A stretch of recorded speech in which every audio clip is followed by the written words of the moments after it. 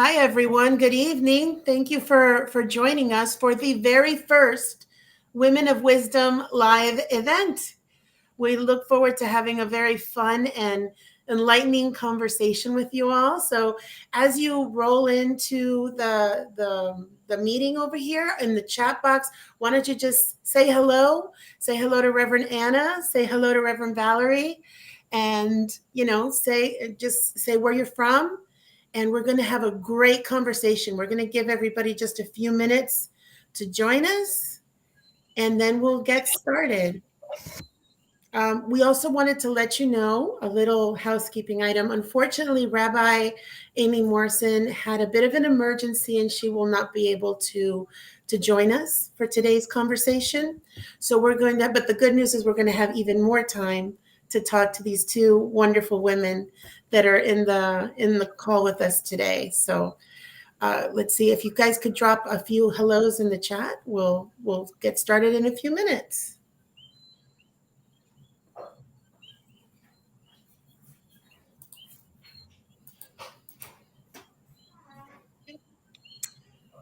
Okay.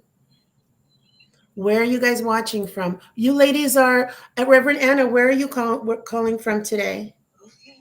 I am in San Juan, Puerto Rico.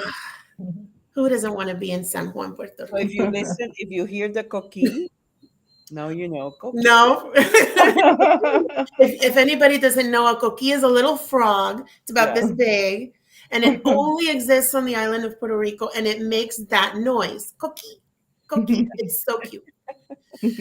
And Reverend Parson, where are you chatting from? I'm chatting from Winston-Salem, North Carolina. Yes. Glad to be here. Indeed. Oh, Reverend Juan is on. Hi, Reverend Juan. How are you? Hi, Juan Ortiz. We have two Juans on here. Hey there. Someone from Florida. Living my adventure. Good for you. Living your adventure from Florida. Absolutely. Welcome. What's your name? So we can say hello.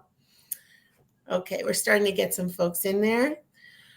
Alrighty, so today we're going to be sitting down, as you can see, with two extraordinary female faith leaders, and we're going to hear their stories and their experiences about how they've walked in the world of spirituality. So be sure to please add your questions and comments in the chat, and we'll answer them during our Q&A session. Oh, and there we have more folks. Lizzie, welcome. Hi, Noelle. Hi, everyone. Say hi to Reverend Anna and Reverend Valarie. And while you guys go ahead and continue interacting on the chat, I'm going to go ahead and give you a little bit of information about these wonderful women and introduce you to them. So Reverend Ana Quintana, she's a Unity minister, originally from Puerto Rico, and she's calling from Puerto Rico right now. Reverend Anna's passion for metaphysics began in her early teens. While working in the business world, she studied to become a Unity minister and was ordained in 1999. Anna's business experience and education brought a unique set of skills to Unity of the Triangle in Raleigh, North Carolina. That's close to you, Reverend Valarie. That's right. And where she actually served as associate minister for 10 years. Reverend Anna leads an online Spanish-speaking ministry and is considered to be one of the leading voices of the Unity movement in Spanish. Her radio show, De Viaje con Reverend Anna, airs on WKAW 580 AMPR, and she's very passionate about sharing the Unity message to everyone who's ready to listen. And she's blessed to be the mother of three beautiful souls, Claire, Luke, and Lauren. So welcome, Reverend Anna. Thank you, Adriana. Looking forward to this time together. And wait, now let me introduce you to another amazing, powerful woman of wisdom. Reverend Valarie Parson, also a Unity minister. She's a graduate from the Unity Urban Ministerial School program. Reverend Valarie is a licensed minister through Unity Worldwide Headquarters. She presided as senior minister for Unity of Melbourne in Melbourne, Florida for 2 years. And she's been a guest speaker at spiritual communities throughout Central and South Florida. So I'm sure all of you are pretty familiar with Reverend Valarie. Over 30 years, with over 30 years of information technology experience, Reverend Valarie has an MBA in healthcare management, and she's traveled the United States assisting businesses and spiritual organizations with best practices, software implementations, and workflow efficiency. She's been a conference and workshop presenter. In addition to designing curriculum tailored to the needs of their audiences, as a certified instructor in creating a life that matters curriculum, Reverend Valarie has experienced firsthand the power of understanding one's own purpose and being open to one's divine destiny. That sounds amazing. We all need a Mhm. little bit of that in our lives. Absolutely. Valarie is a passionate and thought provoking presenter. I know we've seen her. She's done us the huge honor of going to Unity on the Bay, and she's rocked the house. She's amazing. Her Wow. delivery will move you from the edge of your seat out to the world of endless possibilities. And we know that to be true. Thank you, ladies, for joining us. My pleasure. Glad to be here. All righty. Okay. So let's start with the first question that we have for you. We really would love to know what it was like when you first started working in spirituality. What roles were available to women? What kind of representation did you see in the space? Um, Reverend Anna, go ahead. Okay. Um, well, in my case, just to give everybody some background, I was like in my mid 20s when I was invited to be part of a licensed unity teacher program at the national school here in the island.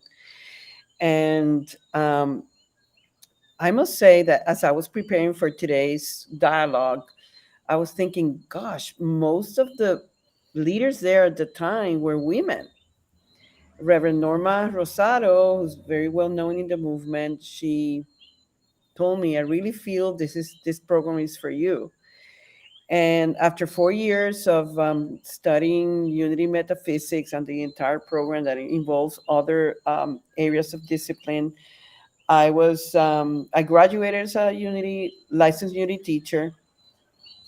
And at the time, I was very much involved in a family business.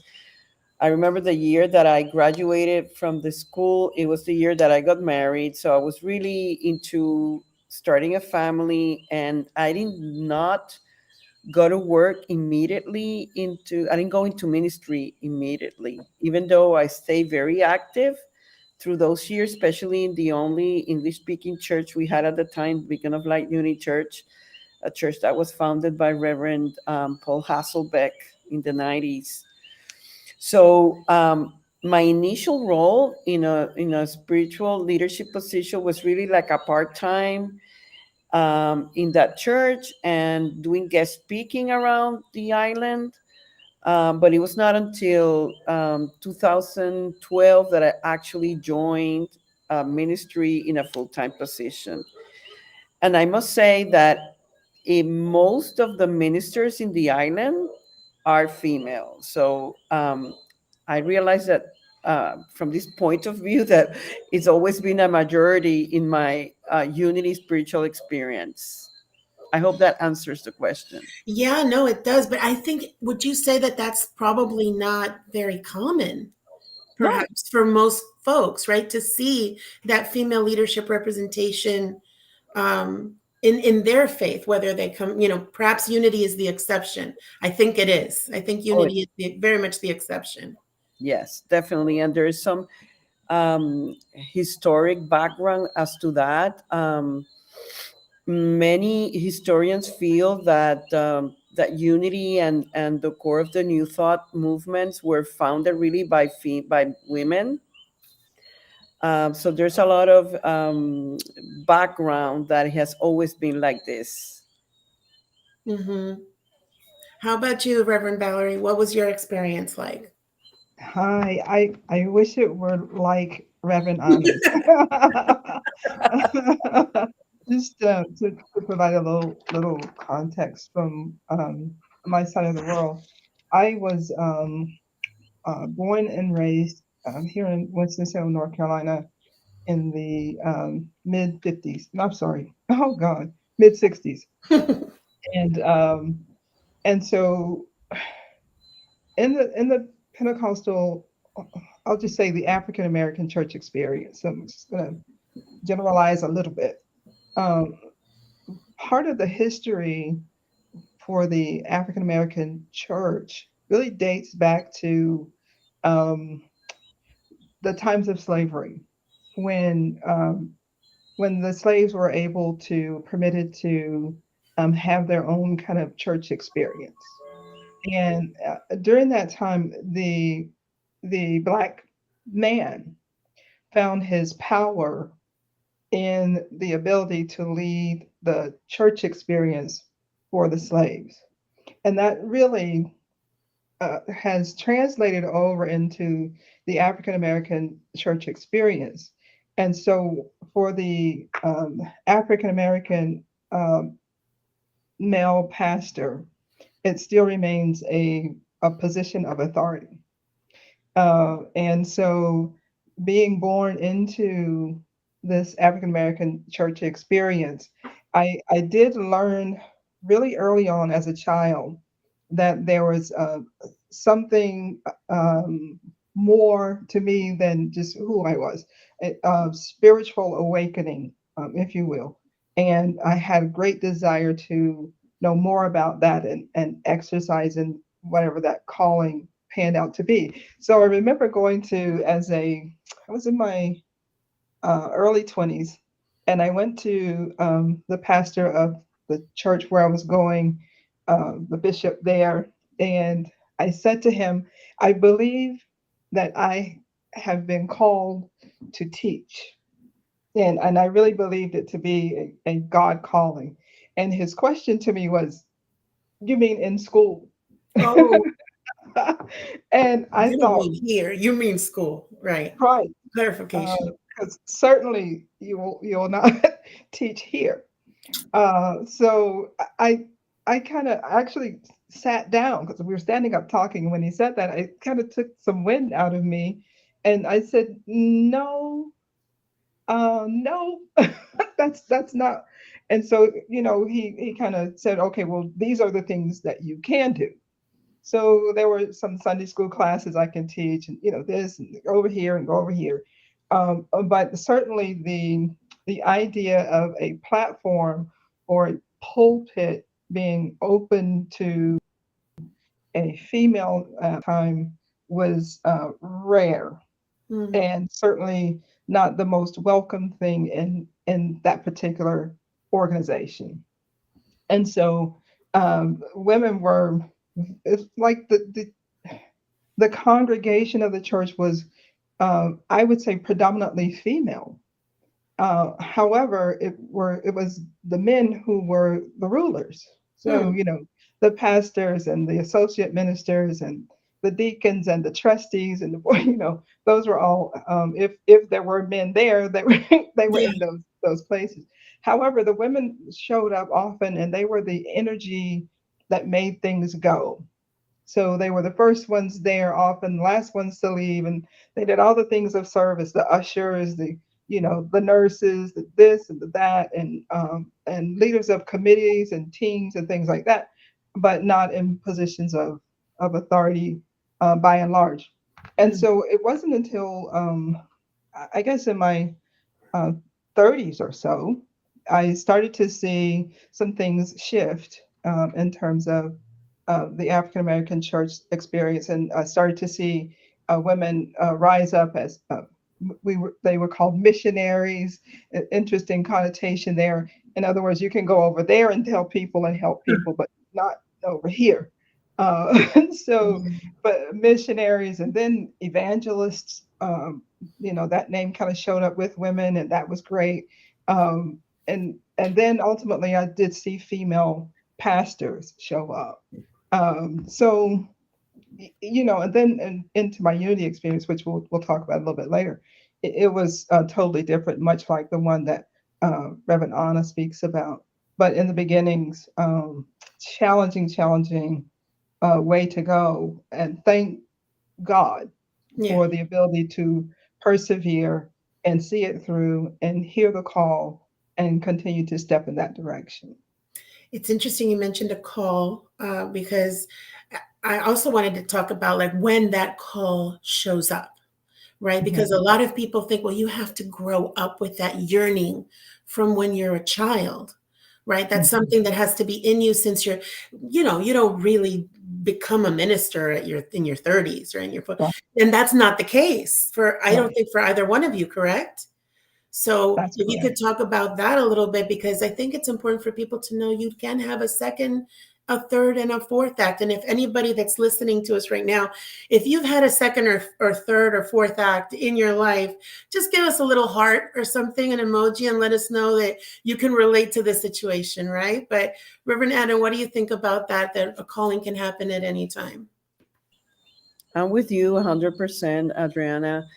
Um, I don't think in my case I there was like an early call, even though I always had like this urge to know more about God. And I remember in my Catholic years, in the high school that I went, there was this convent, and I would love to be in the area, just connecting with the, God energy.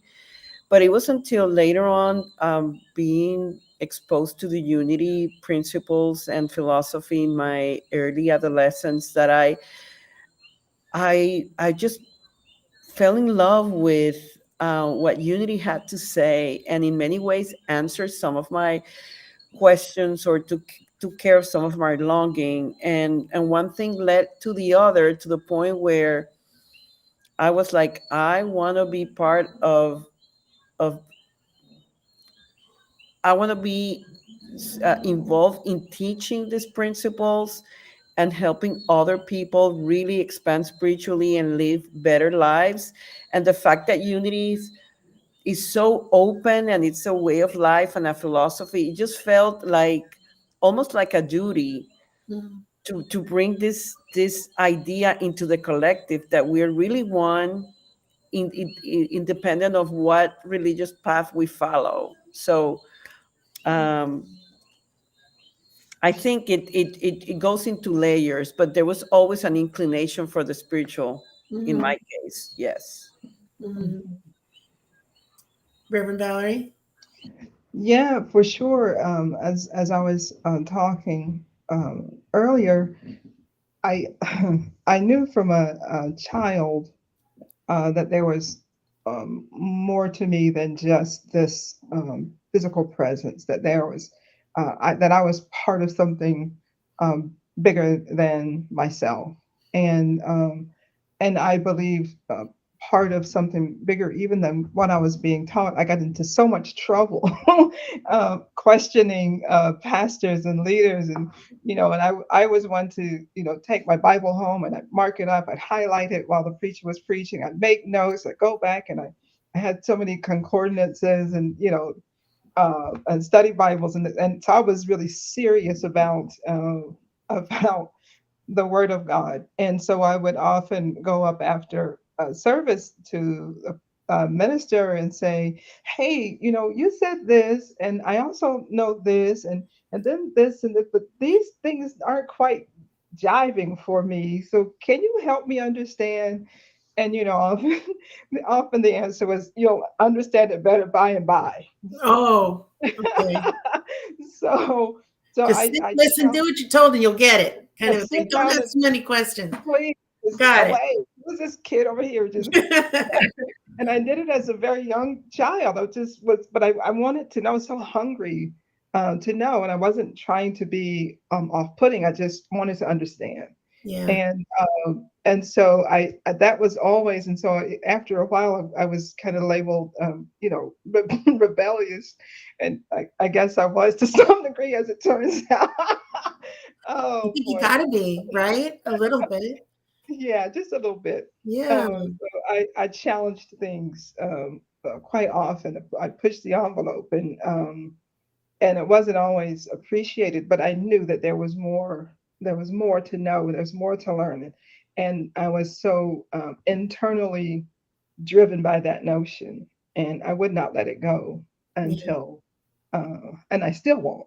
let it go, Yeah. because even today there's more. There's still more. There's always more.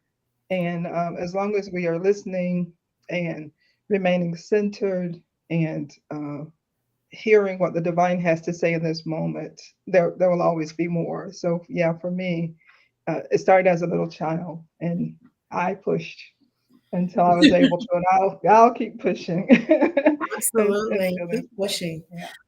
It's funny because I was brought up with a Catholic in the Catholic religion, Mm. and I did not have any of that representation that Anna was lucky enough to have, and that to so it's and I was always fighting with the nuns all the time. They really didn't like me because I asked a lot of questions. So Right. I understand. I completely empathize with what you're saying. Absolutely. Okay. Let's see. We have another question here for both of you, which is now that you are spiritual leaders, that you have taken up that role within your respective communities, what has that experience been like? Has it been what you expected it to be? Are some of the challenges exactly what you where you thought it was going to go, or what's come up in this role of leadership for you? Do you mean, Adriana, is it related to gender or just in general? Just in general, well, as a woman in particular, if you've had any particular challenges when it comes to leadership within the community, or just getting started, or just as once you've become taken on that role as spiritual leader, what have been the main challenges that you've come up with, and the ones that you didn't quite expect? I, I don't know. In my case, I've been really blessed. You see, I was very involved in the family business for 23 years, always longing to go into full spiritual path. And life took me to North Carolina. And I remember when I was first presented to the congregation there, and they blessed me. And I had gone through so much to leave my comfort zone and open up to the fullness of my calling, that from that moment on, I knew in my heart I'm where I need to be. And I must say that in general, it was a positive experience. I mean, nothing is ever perfect like any other job, Mm. but I would say that I was able to nurture my spirituality, bring my talent, connect with people. I mean, when I hear Valarie about being in North Carolina, even though I'm Puerto Rican and I'm here, but I still feel like a North Carolinian. I mean, I can't help myself. I don't know why some of my spiritual mentors tell me that North Carolina has one of the best energies, spiritual energies in all states in the nation.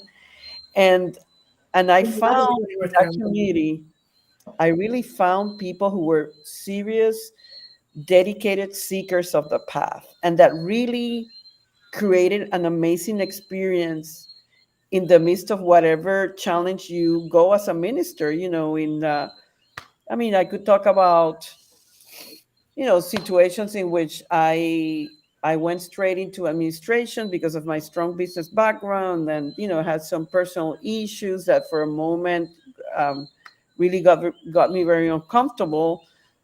But through it all, it was this experience of knowing that I was sharing a true spiritual path with other people who are true seekers and that are willing to explore and take risk and keep expanding. And that to me was just made it all a beautiful experience. So I hope that answers the question.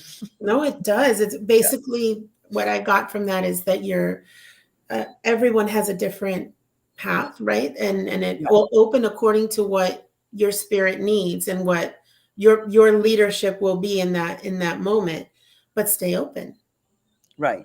Stay open to it, right? Yeah. Reverend Valerie, how about you?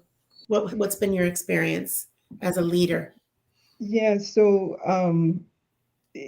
as we shared earlier, I've spent 30 years of working in the information technology field, um, uh, mainly in the on the software side of the house, programmer, analyst, consultant, which I am now, and pretty male-dominated field.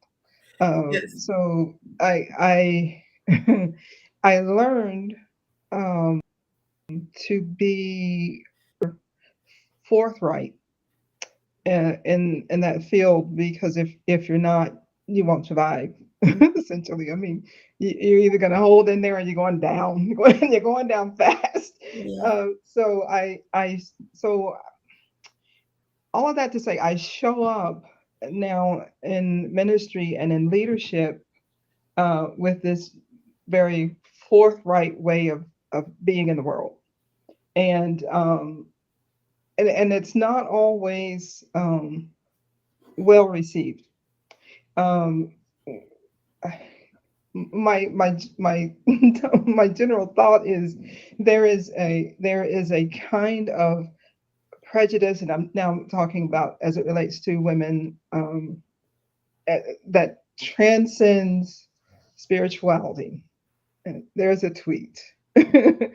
There is a prejudice that transcends spirituality, unfortunately. And so I've seen how even in my spiritual role as a leader, those kinds of challenges show up, usually in the back office.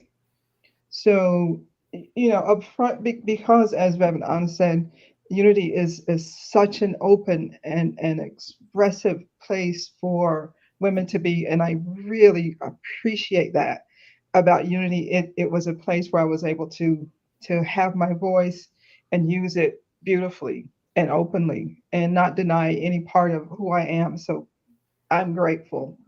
Um, and so up front on the Sunday morning experience, and I love the preaching moment, and that's um, well received on the face of the audience, from where I've seen. It has been challenges, though, sometimes in the boardroom, or when it's time to talk about ideas and how, as a congregation, we can move forward, and when decisions need to be made, often about the facility, you Hmm. know, and things where typically, yeah, and I know how to build a team around me. I don't know everything, so let me get some people who know these things, and they're on this team, and they're and trusting their knowledge and expertise. And when the answer doesn't go often as expected, then it becomes a challenge or a rub. Or and I've seen so much as people taking a leader's decision and doing their own thing, even. Oh. And so it I'm grateful, and I am aware, Yes.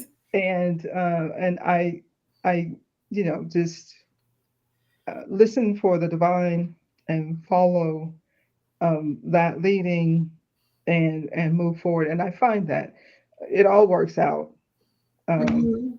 in the end. So, but I still see some rub here and there. Um, Yeah. We see it, we acknowledge it, and we move forward. mhm, We continue. mhm. And here we go. and, and, and you got to be willing to speak to it, from a place of love, Of course. um, to pull those aside. And you know what's interesting often is not the male voice, and sometimes it's the female voice Hmm. that creates a challenge for other, because often, um, as women, we're not really certain about leadership of other women, Yeah. which becomes a challenge. So where's, there's some building of trust there, because as women we believe sometimes, a man should be up there, you should make that decision, and so but you have to be willing to pull that person aside and have a very loving conversation, and come from a place of wonder. Hmm. Here's what I know, here's what I have learned. Tell me your thoughts. How did we get here? and then come to a place of understanding about that and be willing to move forward. So no matter who that audience is. Absolutely. I think women uniquely have an ability to, and especially women of faith, and you both have demonstrated that today, of have a strong belief, a strong stance, a strong voice, tempered with love and nurturing and understanding, uniquely more so, I believe, than men at times. And more, and oftentimes, unfortunately, that temperance, that love, that understanding is viewed as a weakness when it's one Yes. of the greatest strengths, particularly in the realm of spirituality. And you Right. both certainly have that in spades, right? That, let's look at a little bit. We have a few comments. There was a comment here from, I think it was Stephanie, about when Reverend Valarie was saying about that you were supposed to just listen to what you're told. And she said, I described growing up in Roman Catholic, the sit, stand, and kneel and keep your mouth shut, no questions allowed. Yeah. Yeah. We're with you, Stephanie. We hear you. Yeah, that was my spirit. Oh my goodness, and we have folks from Hawaii. Hello, aloha, Daisy. How are you? We're glad you're here too. We got a lot of Reverend Valarie and Reverend Anna fans. Hi, everybody. You're going to be able to go ahead and start asking your questions. So start putting them in the chat. And okay, this is our final question. What advice would you give other women that want to take on a leadership role within their spiritual community? How do they get started? What should they do? Reverend Anna? Something that has come very clear to me over the last few months is that people, and this could be women or men, doesn't matter, but we're talking women that are being placed by life or the divine into spiritual leadership positions. We are going to be taken to places that we didn't even know were there, that we were meant to experience or understand.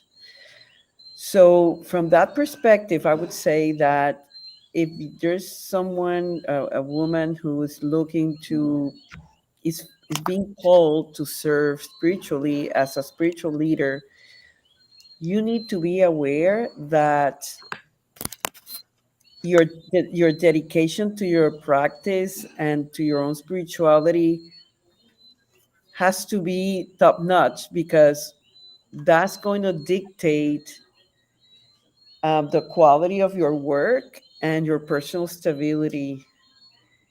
And I think that when you are really, you've done the work and you continue to do the work and you work on your own transformation sincerely and authentically, you really become a leader. It doesn't matter what gender you are. You know what I mean? And if there's, if you face any type of challenge, that solidity in you, that you're continuously work your own process and your own consciousness, the more you do it, the more spirit will use you, and the more true power you will have to really be in connection to the one and speak from that place and act from that place. And that to me is a place of true power.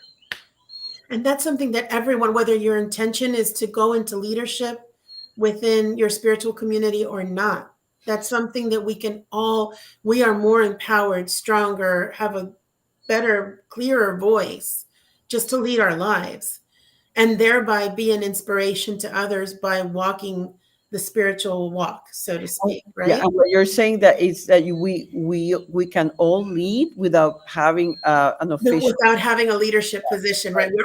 We can all be an example Yeah, to others yeah, in it's like, how we lead our lives. Yeah. yeah, I love Gandhi's quote. It's like, let your life be your teaching. Yeah. We should all aim for that. And when Yeah. that is your north and that is your commitment, it doesn't matter the challenges. It doesn't matter what profession you go into, you're going to be challenged. This is the third dimensional reality. We're being challenged. We're here to expand, to grow, to purify. But it's like when we are in true commitment with ourselves and the practice and the path, we're going to be okay. Yeah. And God knows that when you're challenged, that's when you grow the most. Oh, that's for Oh, sure. yeah. 1,000%. If anybody out there right now is going through a challenge, write it down and write it there in the chat and let us know. If that spoke to you in any way, what Reverend Anna just said. Okay, Mhm. Reverend Valarie, what do you think? What would be your advice to women that want to be leaders in their community? Mhm. You know, when I first heard you ask the question, I thought immediately about Charles Fillmore's general interpretation of the Bible, in that he said, you know, it's a story of our maturing in faith from the Hebrew scriptures over to the New Testament, and so growth from the letter of the law, which we might consider the more masculine energy, the doing, the action, and then over to the New Testament of where we have Jesus Christ as our way shower, and his motto was one of love, which in our metaphysical interpretation is about the feminine energy. And so when we have had very strong um, male leadership to lay the foundation of our spiritual walk this far. When you think centuries ago to now, male dominated for the most part, and now we're moving into this time and space where the energy of love, this emotional, transforming, transcending way of being in the world, and it lives in us, the feminine, uh, most essentially, and it lives in men as well. It is first and foremost feminine energy. And so I say to anyone who wants to step into a leadership role, now is the time to do it more than ever before, as we are evolving spiritually, and this the energy of our planet is just opening up to this answer of love. Science is opening up to this answer of love, you know, quantum physics and the quantum field, and everything is kind of wrapping itself around. You know, it's not just science anymore. There really is something more to what we've studied and what we've learned, and it lives in us. And so, if you're feeling this call, this pull, this being compelled to leadership, hear that voice, listen for it, this in the stillness, and know that it is yours to do, and then walk fully into what you're being called to do. Let nothing stop you. And the way is more open for you today than it has ever been for me or Reverend Anna, even with her beautiful experience. Go, woman, go. Do it, do it, do it. And if there's anything I can do to help you, let me know. I'm happy. I'm happy to help. By the way, if some of you have joined us a little late and you're thinking, where is Rabbi Morrison? Rabbi Amy Morrison is sick. She's not feeling well, but we'll send her love and lots of prayers of healing so that she feels better really, really quick. And we'll hope to be able to do another one of these soon so that she can join the conversation. Another amazing woman of wisdom. So from what both of you have said, it looks like Reverend Anna was saying that we have to start with our own spiritual practice in order to be that strong leader. And then, of course, Reverend Valarie was saying that feeding into that feminine energy of love that was embodied by Jesus, our way shower, in being and taking. It's more about less about the doing and more about the being, right? About embodying that That's right. spirit of love and leadership, right? Yes.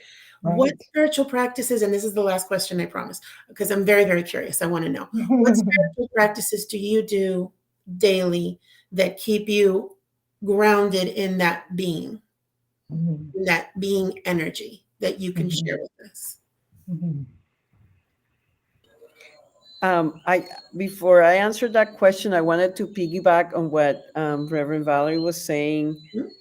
um, because I really it's been my most challenging aspect of leadership and overall personal is that balance between the doing and the being, Oh, yes.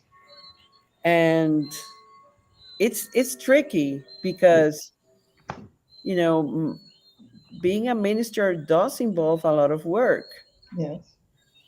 and um, you can get trapped there, and that's where I I'm mostly afraid of myself, like because I get so enthusiastic about something and I keep going, and then realize through my last years and being exposed to other leaders who do less, but by doing less they accomplish more. So I just wanted to, and that's really like the balance of the feminine or the masculine. So That's I right. just wanted to emphasize that because it's important for anybody, but from the spiritual leader perspective, it's a matter of life and death. So I just Yes. wanted to add that. Agreed. Um, spiritual practice.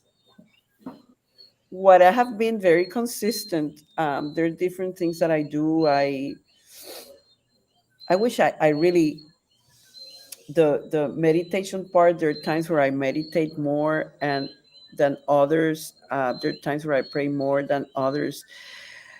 But something that really works for me is the journaling. I've been journaling since I was 20. You don't want to know how many years, but that's a lot. As I moved, I left my whole suitcase. I tell my children, if I die young, you get rid of that. Freedom. Get rid of them. Public. Freedom. But you know,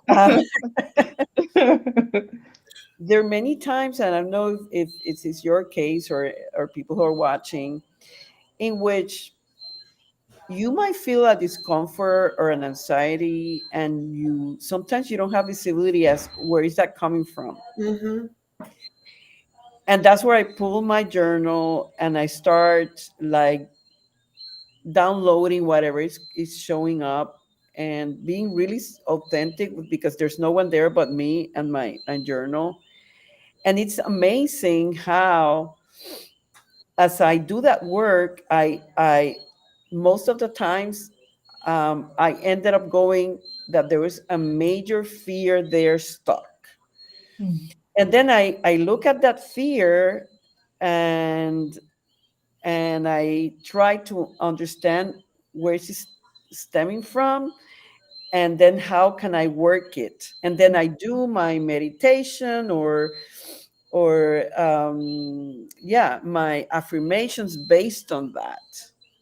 So in other words, I see that at least in my case, there's always something that my soul is leading with or wants to expand, and there's the ego showing up with something. And when there's a conflict, the way I need to understand the conflict is by really facing myself, and I do that through journaling. And then I adapt my spiritual practice. Sometimes I even create my own audio meditations that I create for myself to really work specifically on that fear or circumstance. So, my 2 cents. Awesome. Awesome. How about you, Reverend Valerie? Oh, yeah. So Mhm. I'm an introvert. I really am. I'm a trained extrovert.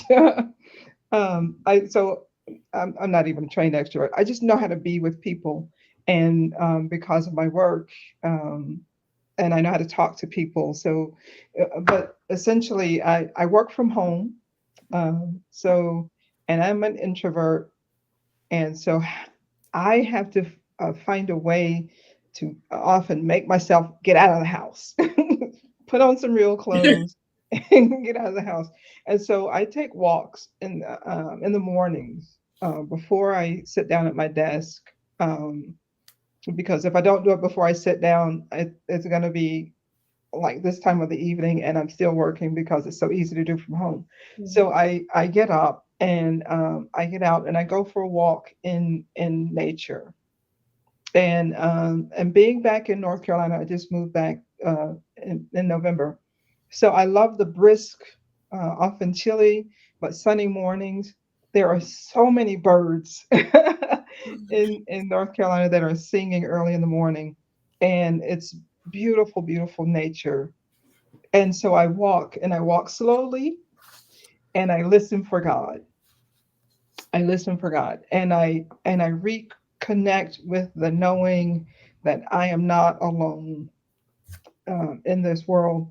That I'm a part of something big, and that the divine loves me so much. It's just almost sickening how much I'm loved by the divine. So much so that she chases after me because she loves me so.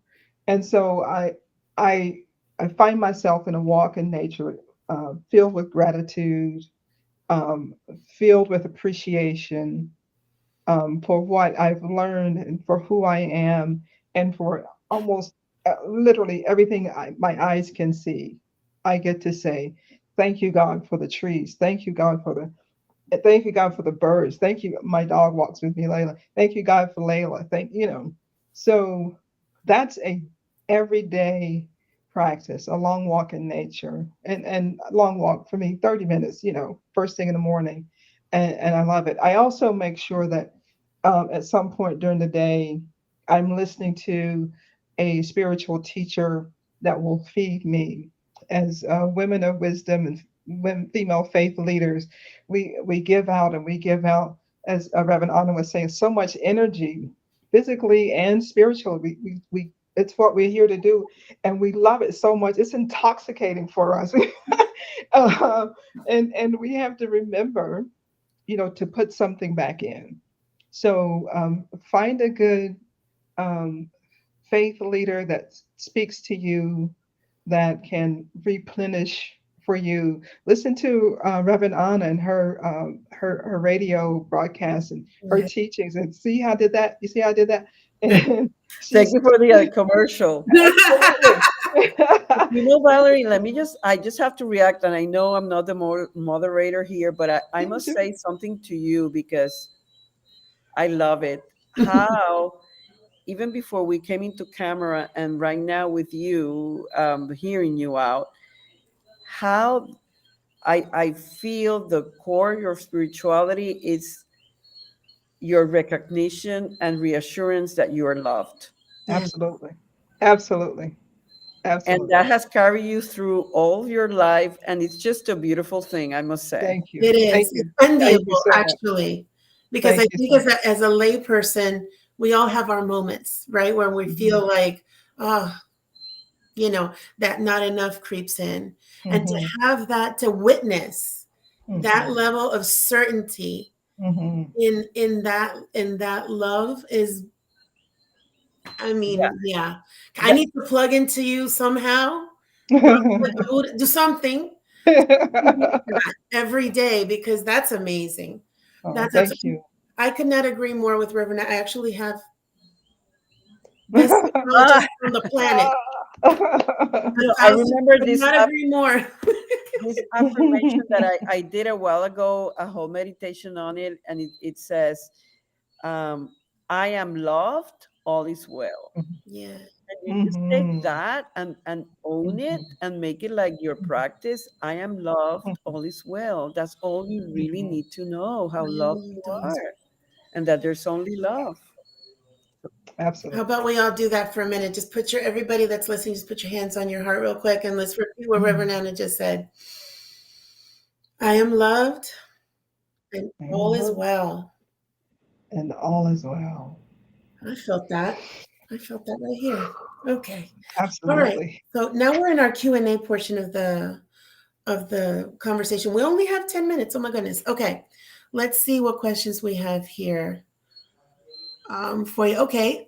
Stephanie. Oh, she wants to know more about your journaling practice, Reverend Anna. What's your journaling practice? Do you answer certain questions? How do you know what to write?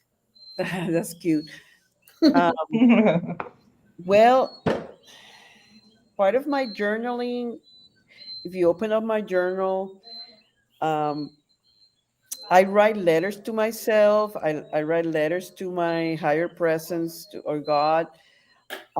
Sometimes I ask myself questions. I keep asking, like, like I'm sad right now and I'm worried, and I ask again why, and I keep asking until I get to the core. But that's just one of the practices. Sometimes I use it for affirmation. Sometimes I get downloads, and there are times where I feel more that I'm getting divine. It's really coming from my higher self and not my, you know, I don't want to use the adjective, but my self. What to me the value of the journaling is that it's a space in which I can be completely authentic with my feelings, and and uh, and I know that the more authentic and the more I explore, the more answers I will get, because at the end of the day, you are your own guru. You can't expect anybody out there to tell you. Even if you hear anybody, even if you go through a therapist, even if you're inspired by a spiritual teacher, you need to bring that on into your own space and see, how does this relate to me? Right. Do I really believe that, or there's still pushback in me, and why? Mhm. So it's really an exploration. It's interesting that when you do this long term, there are times where I just, I go back and I open a journal of 3 years ago, and I read something and I go, oh my God, I can't believe that I was worried over that. Or I open up and I go, I'm still dealing with this 3 years later. It gives you a lot of insight, because everything's in us. I love Plato's quote that says that the very first conquer of any human being is to conquer yourself, That's right. and that only you can do that. No one Mhm. else can do it for you. So the journaling is that space of confrontation, but also nurturing, affirming, and recording my life. I tell myself, when I'm really an old lady, I'm going to open up and read the story of my life. You have it already written down in all the journals. They're there already. Right. Okay. So it's basically being curious and not putting yourself in a box, right? Just write what comes out and be Exactly. curious about what comes out. Exactly. Cool. Awesome. Okay, And let's I know there's scientific evidence that you're healthier and psychologically more balanced, and if you do journaling, that there's a whole science behind that, and I can just attest to that. okay. All right. Lizzie over here has a question. How do you separate the world from the spirituality? Meaning, you need to cook, care for kids, do chores, spend time with your partner, etc. But you also need to give yourself time to meditate, hear services, all of these things. So, how do you do it? How do you separate the world from spirit? Valarie, why don't you give us Reverend Valarie? Why don't you give this one a try? Yeah. My answer is you don't. Oh, You don't separate them. You please. you do everything connected to the divine. It's an amazing experience to cook the food. And what if you cook the food as a meditative practice? That is to say, as I open this corn, I open my heart to the divine. As I turn up the heat on whatever, I turn up the heat on my spiritual. So whatever you do, there's a book that we read when I was going through ministerial school. It's called Practicing the Presence. And in practicing the presence, everything that this person did, he was I believe he was a monk. You mean brother Brother, Lawrence from French Brother Lawrence, business? that's Yes, right. yes. That's I right. was thinking of him. Everything he did it with the presence of the divine in mind. Yeah. And so when you can connect your whole self to whatever you're doing, it makes a difference. And you'll find that even while you're doing whatever you're doing, you're still communing. You're still in that state. And then of course there are times when we have disconnect, and so we have to remind ourselves to come back to a centered place of being. But it'll flow. Things will flow so much uh, better for you when you remind yourself that whatever you're doing, you're also being. That is the best answer. It's basically that whole concept of how you do one thing is how you do everything. Hmm.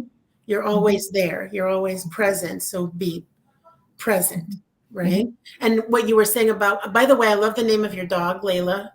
Oh. Oh, what a great name. I have a little fur baby that she gets me outside because like Yes. you, same thing. Like Yeah. I don't take her for walks, she walks me, Right. right? So, Right. and thank God. Mhm. Right. Because otherwise it would be a lot harder, but nature for sure. And just nature, I think helps a lot. I don't remember where I heard that a garden is, God is in a garden. Hmm. Because Hmm. just by seeing everything, and Hmm. as like Einstein said, that you can, everything is either a miracle or not. If you see Hmm. everything as a miracle, life becomes an endless array of surprises and magic, right? Exactly. So Exactly. that's wonderful. So let's see if we have any other questions over here. Oh, okay, we're going to end up with a big one. You ready? This is our last one. Claudia, this one's yours. What fears have you overcome and how in your leadership journey? Fears. Oh my God. Fears. Anything come up? I know a whopper, right? Thank you, Claudia. That was a big one. Yeah. I'm sure it's not easy to step onto a podium, especially as I'm not quite sure I believe you, Reverend Valerie, when you say you're an introvert, because I've seen you speak, and It's a that's God thing. powerful. It's a God thing. My goodness. But yeah.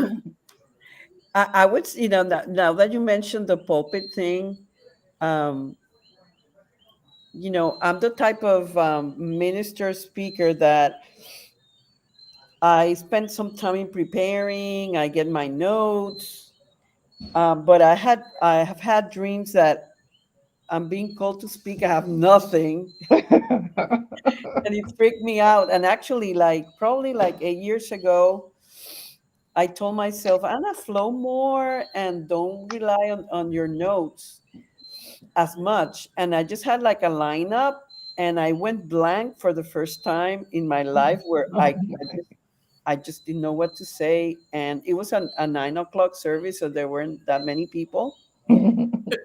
And I went like into, yeah, I was like blank, and I just could not bring myself to say anything.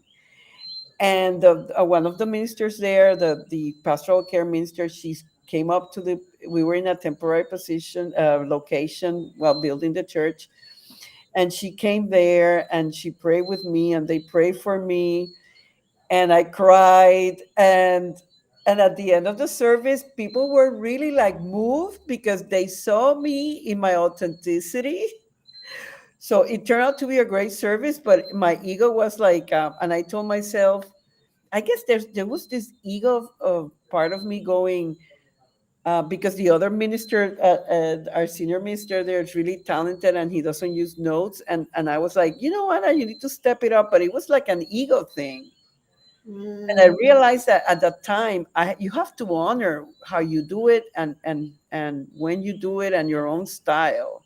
So yeah. it was a big lesson. But I guess that's a fear that I have, that I'm being called to do something, to speak, and I'm not ready. Actually, it happened to me years afterwards, where my other partner at the time almost fainted, and it turned out to be a stroke. And I was called to finish up the service, but what I did was a meditation. But anyways, I hope that answers.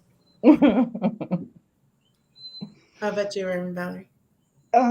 Yeah, so similar to Reverend Anna, one of my biggest fears was, what am I gonna say? Like, because and I said I love the preaching moment, I really do. And you realize when you stand up there, everybody's looking at you like something better come out of my mouth. And I read and I studied and I got the notes, but what if I don't have enough to fill the time and to fill the space and and and I've learned, and now I'm so open to spirit that I just don't have enough time to say all the stuff I want to say. Like, come on, I need more time. So I just live into the reality that even when I do prepare my notes, ultimately what I say is up to the divine. It is really, I mean, I put a lot of stuff on paper because I'm like, oh, this is good. Oh, this is good. Oh, yeah, thanks God, this is good. I put this down.